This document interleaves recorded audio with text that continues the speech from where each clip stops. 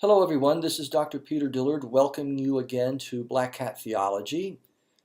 Currently we are in the middle of a Wittgenstein mini-series, we might call it. In the last lecture, in this one today, and in the next one, those three, we are examining some important ideas and insights from the later philosophy of Ludwig Wittgenstein that might help us to overcome a difficulty that we encountered with the phenomenology of the holy that's developed by Rudolf Otto. Let's remind ourselves briefly of what that problem is. Basically recall that Otto wants to say that there is one and only one holy presence that is the intentional object of our numinous experiences of the holy. And so he calls that the holy numen.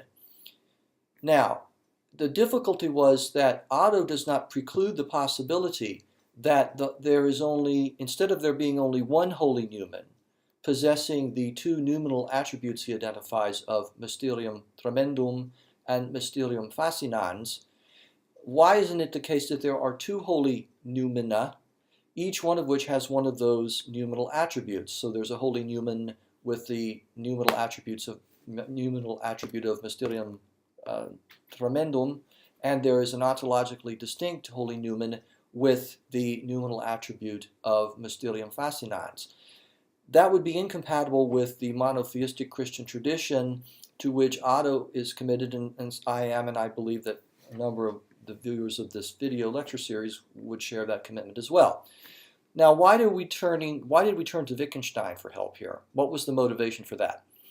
Well, part of what we need in order to overcome this problem with Otto is a way of thinking about the holy as something other than a particular object that we can point to, and then about which the question could arise, well, here's this object, and there's another object. Maybe there's more than one holy object.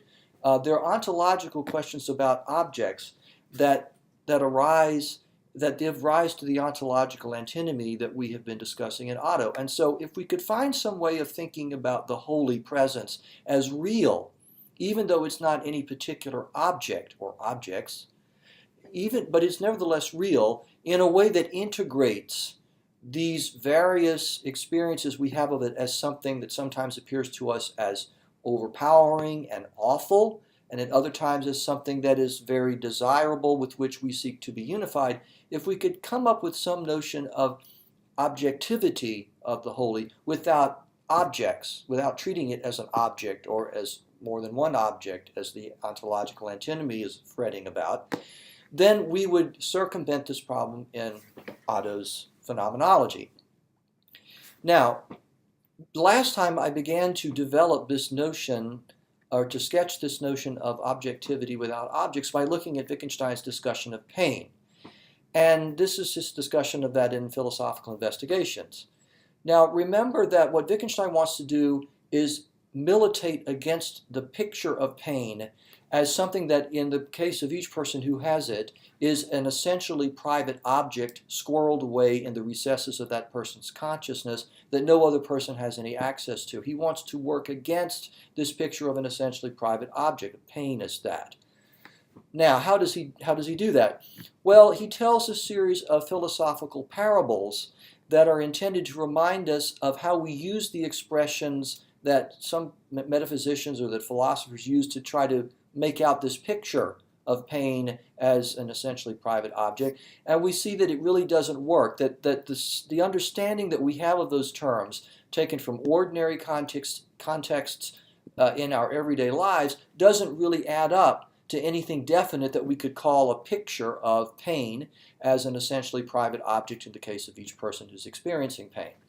Now, briefly again, let's remember some of the moves that Wittgenstein makes in that strategy. One thing that he says, and here I actually took an example from J.L. Austin, but I think that it's deeply consonant with the attitude that Wittgenstein is developing in Investigations. We can imagine cases where we use words like having privileged access to something that is directly seen. And so, for example, Austin uses this case of, well, somebody else might see the back of my head. I can't see it, but somebody else might. So other people have a privileged access to the back of my head because they can see it directly, whereas I can't. I would have to look into a mirror or look at a photograph taken by somebody else. So here we can make sense of the terms, well, those people have a privileged access to this thing, the back of my head. They can directly see it, but it certainly is not an essentially private object. Not only is it essentially private to them, it's certainly not essentially private to me. Other people can see it. And so here's an example of where those words, when we look at ordinary contexts of use and then try to cobble together on the basis of that, which is the only understanding we have of those words, when we try to cobble together out of that some picture of pain as an essentially private object, it falls apart. That's one kind of parable. Another parable that Wittgenstein explicitly tells in the investigations is directed at somebody who says something like, well, look, I know what pain is like in my own case. I know what that's like. So when somebody else is in pain, that person has the same kind of private experience that I have when I am in pain. Now, already we can see that this doesn't really make any sense, because when I say, well, look, the person has the same kind of object that I have when I'm in pain.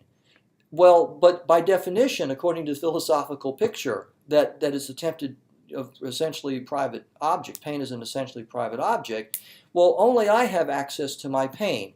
So if it's essentially private to me, there can't be something, literally speaking, of the same kind as that in somebody else, because it's essentially private to me. And so Wittgenstein's very picturesquely summarizes this point by saying, well, look, it's sort of like asking somebody to imagine what it's like for it to be 5 o'clock on the sun.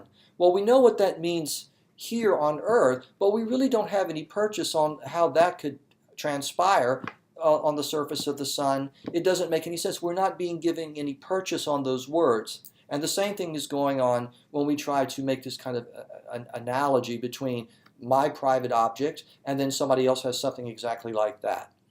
Finally, we saw that Wittgenstein says, well, even in my own case, if I just focus in on myself and say, well, I know I have this pain, and it is this object, and I can imagine describing it, and it's recurring, and that only I can have access to that.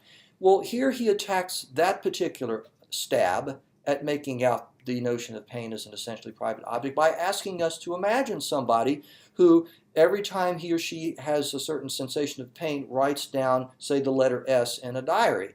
And when we look at that, somebody doing that, very quietly sitting off in a corner like a child, say, writing something in the diary, we really, why is that a picture of an essentially private sensation of pain that's recurring each time the person inscribes the S symbol, as opposed to somebody just using that symbol willy-nilly to designate whatever is going on in him or her at the time she writes it down. Sometimes it might be a pain, sometimes it might just be boredom or ennui, sometimes it might be hunger, sometimes it might be a feeling of, well, I'm pretty happy today.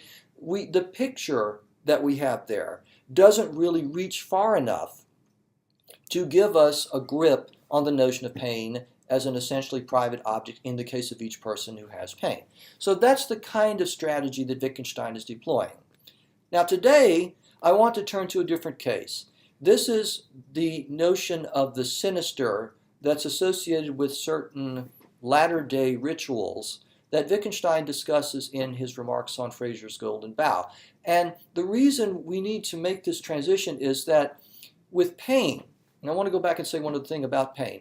In the case of pain, what is it for pain to be real even though it's not a particular object? Well, that's where Wittgenstein references what he calls the grammar of pain. So these are the things that we come to associate with pain when, for example, somebody has it and somebody complains about it, somebody copes with pain, there's certain responses on the part of the person who's in pain, on the part of people who are helping that person cope with that pain or treating the pain. We can imagine people feigning pain and saying, well, I'm in pain, but the person really isn't, because maybe the person is trying to file a false insurance claim and then gets caught out later. Or we can imagine somebody being very stoic who down the road says, well, you know, all those months ago during that time I was in a very severe pain. I had some kind of bursitis or I had some kind of arthritis or whatever, but I didn't let on about it because I didn't want to concern my children or my partner or my spouse or whatever. And so these are the kinds of situations that into which we become acclimatized, we become familiarized with them when we learn the language. If we were going to teach a child what pain was, these are the very sorts of things that we would point to. That's the grammar of pain. And so pain is real. It's real in the sense that our access to it is not through some kind of private inspection of some essentially internal object. It's through the grammar of pain, our common, ordinary linguistic practices and the forms of life in which they are embedded. Now, let me go back now to why we're shifting to the Wittgenstein's discussion of the sinister. It is the case, even once we allow the grammar of pain to give us our purchase on what pain is, people have different pains. You have your pain, I have mine. That doesn't mean that they're essentially private, but we understand the situations in which we could come together and discuss differences among our various pains and our respective pains. And so there's no unitary phenomenon of pain which is the intentional object of all pain experiences. But now the holy is supposed to be that, according to Otto. There should be one and only one holy that is purportedly the intentional object in this very minimal sense of object now, to which our experiences of the holy, whether they're experiences of fear or longing, whether the experiences associated with Mysterium Tremendum or with Mysterium Fascinans, all of those experiences are supposed to be directed at one and only one holy reality, right? So that's a way in which the holy is not like pain. Now the sinister that Wittgenstein discusses in Remarks on Fraser's Golden Bough is more like pain, the holy and less like pain, in that he does think that the sinister is a certain characteristic that all of these rituals, like the Beltane Fire Festival, this festival, the Latter-day Festival in the British Isles, in which people pretend to burn a human being alive. They go through this elaborate ritual, and it has a kind of sinister quality. So Wittgenstein wants to say that sinister quality and the kind of strangeness that it indicates, not only in the people who are practicing the ritual, performing the ritual, but even in us and as we reflect on these rituals, we see that there's something strange in human nature that's common to all of us, and that's the sinister. There's only one sinister, only one strangeness. They're not separate ones. And so maybe if we could get clear about this sinister and strange character associated with these kinds of festivals like Beltane, that would be a progressive step. That would be a step towards the analysis we need of the holy that will enable us to solve the ontological antinomy in Otto. Now, what I would like to do now is just read one of the passages, a couple of passages that Wittgenstein writes in connection with this Beltane Fire Festival. One of the things he says is this, and this will sort of give us an idea of what he has in mind, and then I will go on to explicate it in a little more detail. I believe, Wittgenstein says, it is clearly the inner nature of the modern practice itself which seems sinister to us, and the familiar facts of human sacrifice only indicate the lines along which we should view the practice. When I speak of the inner nature of the practice, I mean all the circumstances under which it is carried out, and which are not included in a report of such a festival, since they consist not so much in specific actions which characterize the festival as one might call the spirit of the festival. Let me read that sentence again. When I speak of the inner nature of the practice, I mean all the circumstances under which it is carried out, and which are not included in a report of such a festival, since they consist not so much in specific actions which characterize the festival as in what one might call the spirit of the festival. Such things as would be included in one's description, for example, of the kind of people who take part in it, their behavior at other times, that is, their character, the kind of games which they otherwise play, and one would then see that the sinister quality lies in the character of these people themselves. And so here are perfectly ordinary people who otherwise go to work, they have relationships, they go to restaurants, they go to theaters, and so they're very, like us, they're very normal, and yet on these certain occasions, they participate in this ritual, this attempt, this feigned burning of a human being, which is sinister.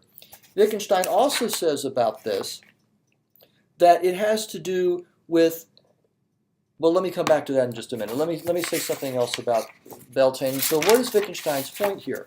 He wants to say that what makes something like Beltane sinister is not the fact that there's a causal chain from the Latter-day Festival back to some primordial rite of human fire sacrifice or sacrifice by fire. It's not like we could somehow, in the midst of human prehistory, there was some sacrificial rite, and then Beltane is literally descended from that, that there's a series of causal steps leading up to the modern festival. He thinks that the festival itself has a sinister character. It's part of the way it looks, it's the way the people behave, and a few other things that I want to mention in a minute.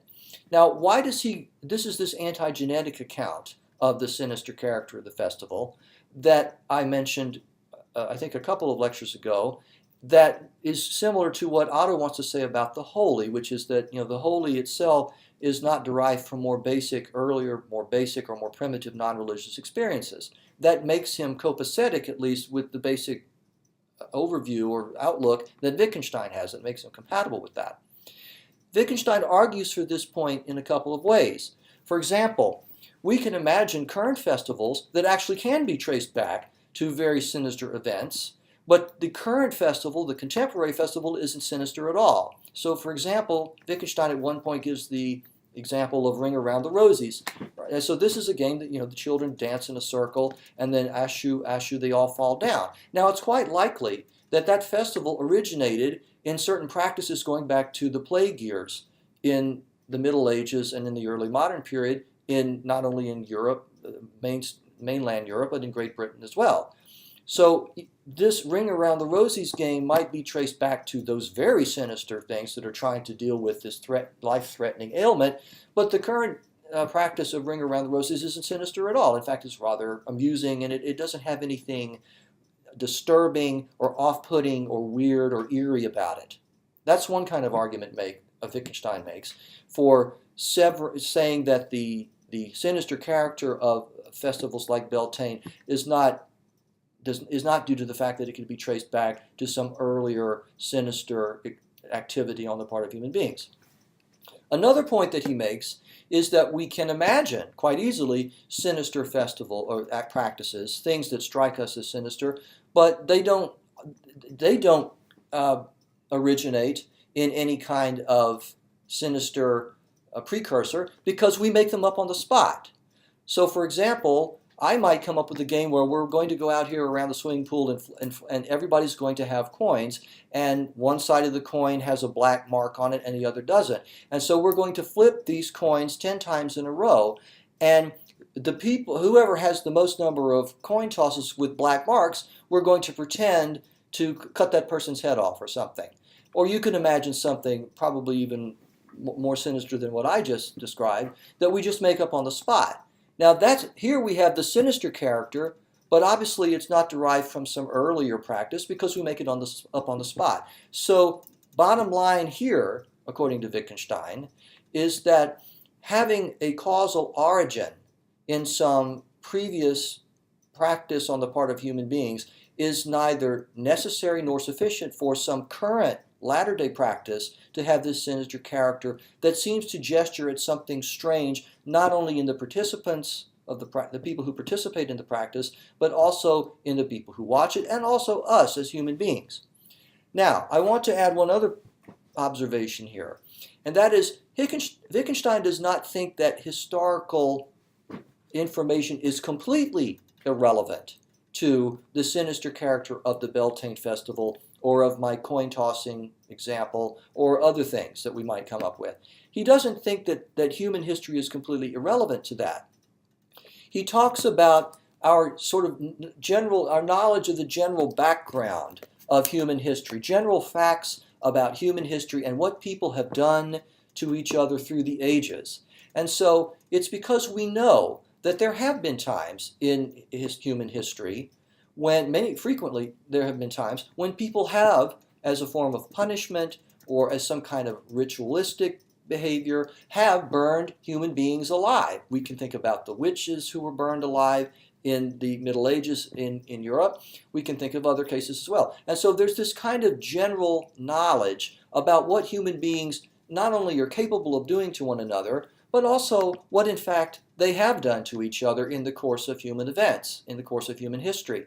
And it's because we have this general knowledge. It's against the backdrop of this general knowledge about the human proclivity to be very cruel to each other in very odd ways that the Beltane Festival looks sinister. It's because we know that human beings are not only capable of that, but have done it, in fact, that the Beltane Festival starts to take on a sinister character. If we didn't know any of that, it might not look sinister to us at all. Nevertheless, it still remains the case, according to Wittgenstein, that that particular sinister festival is not traced back to some particular sinister precedent in the mists of human history. It's just the relevance of the historical material here, he also calls it the material, is simply general facts about human nature, not the specific and what they've done to each other and how they've mistreated each other over the course of history.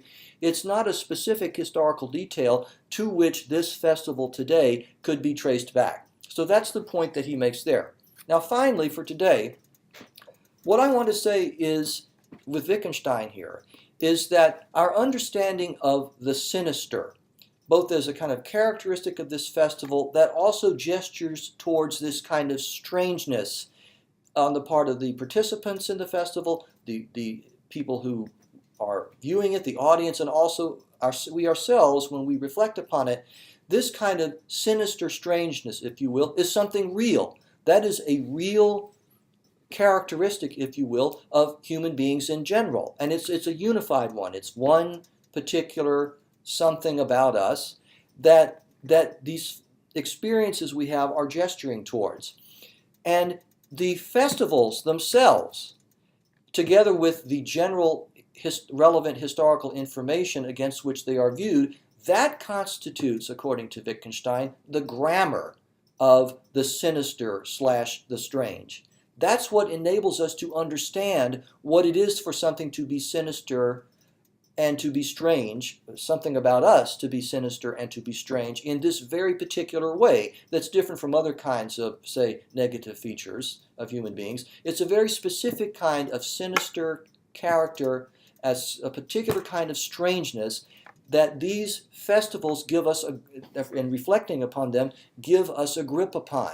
They give us, together with the general historical information against which they are viewed, our knowledge of how people have mistreated each other very often in the course of human history, in horrendous ways like burning each other alive or torturing each other or what have you, in highly cruel ways.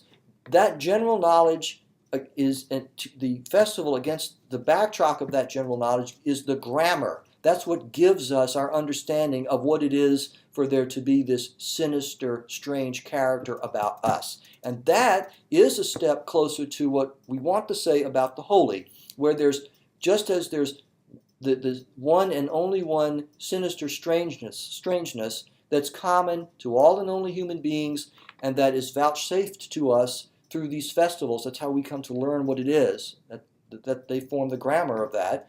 Similarly, the holy is a unified something or a reality towards which these very different experiences associated with Mysterium Tremendum and Mysterium Fascinans gesture. So, next time, what we want to do is take these Wittgensteinian points and apply them, work them up, and develop them into a solution for the ontological antinomy that we uncovered in Otto's phenomenology. And then we can make that we will be in a position to make that phenomenological analysis available to the Gelassenheit theologian that will help her to clarify this overall phenomenon of Gelassenheit in such a way that we can actually see how our experience of divinity, and one and only one divinity, is interwoven with human action and decision making. That is what we are driving towards. So I want to give us at least some orientation there. Now, that's all for today. I realize that a lot of these ideas are very tricky, so I do welcome questions if you have them, and I will do my best to answer them. But until next time, I encourage you to continue thinking about these questions and these issues, and I look forward to discussing them more with you in our third and final lecture in the Wittgenstein mini-series. So thank you again, and I will see you next time.